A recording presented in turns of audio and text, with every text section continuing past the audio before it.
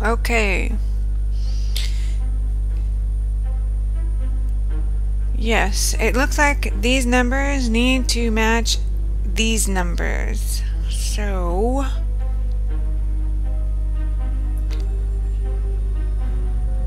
here...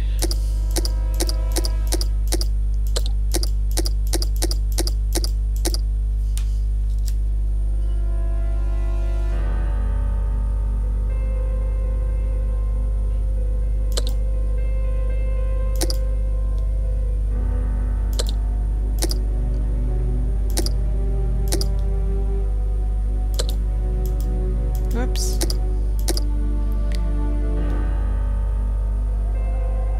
Okay, 7 is in the right place.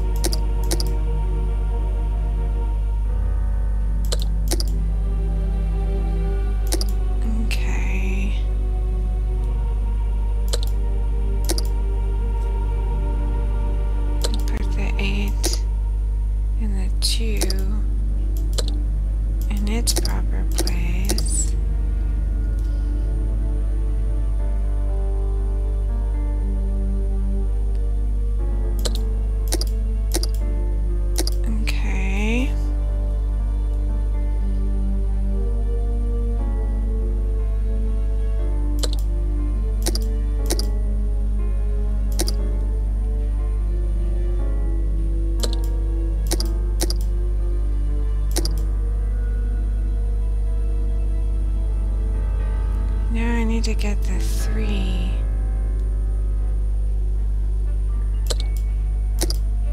At the 5. How do I do that?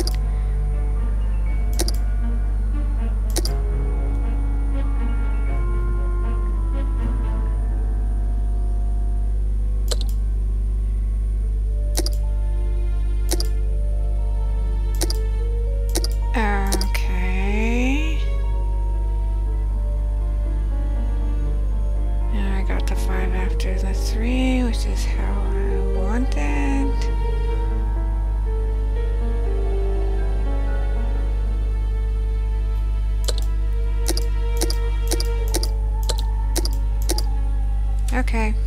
There we are. It is simplicity itself. I didn't think it was that simple. At any rate, what's in the box? That's the important part. 2 candlesticks. A hammer covered in blood. A bloody hammer and a key. This key must be important to be hidden here.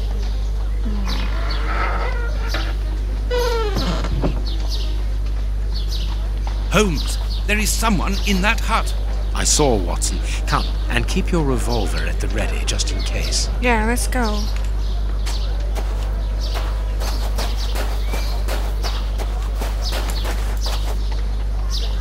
Open up. We're not the police. Do not be alarmed. That's a strange way of reassuring someone.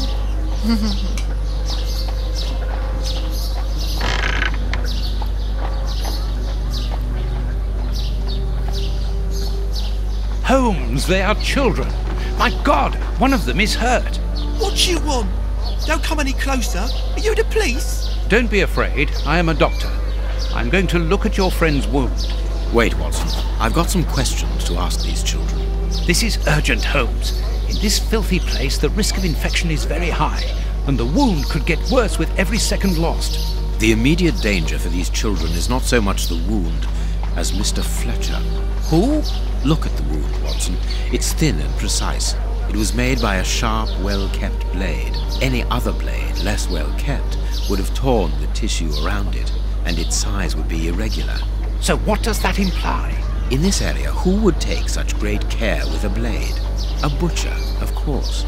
And the only butcher in the area is Samuel Fletcher, who at this moment is replacing a window that has been forced open. He's a man to hold grudges, as anyone around here will tell you. The children are in danger.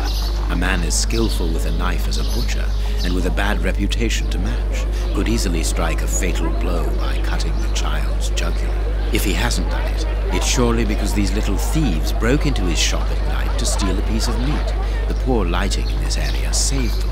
I can assure you that Mr. Fletcher has spent the day trying to trace these children, and if he finds them, wounds will be the least of their problems. That's true.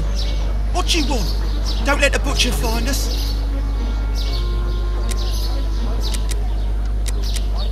Dr. Watson will see to your wound, but the treatment won't be free.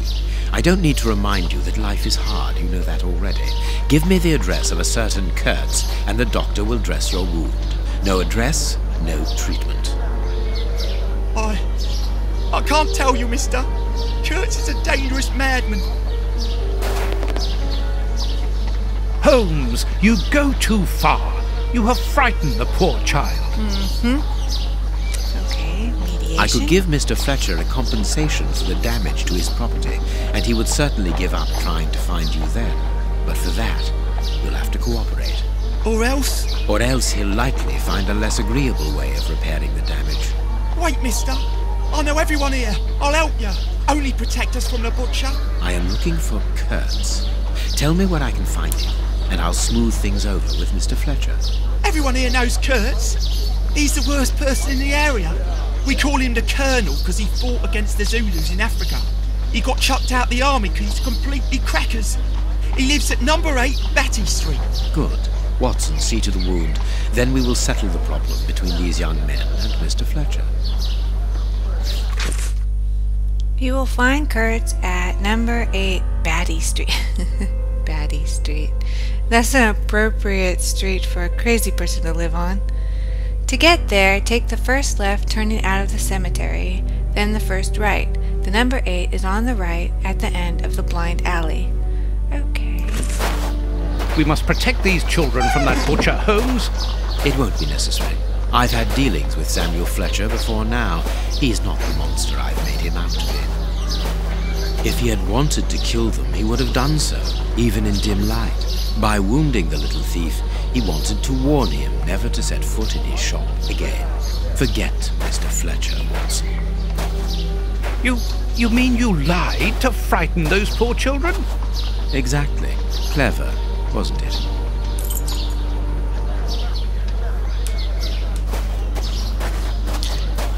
Okay, so now to Kurtz's apartment.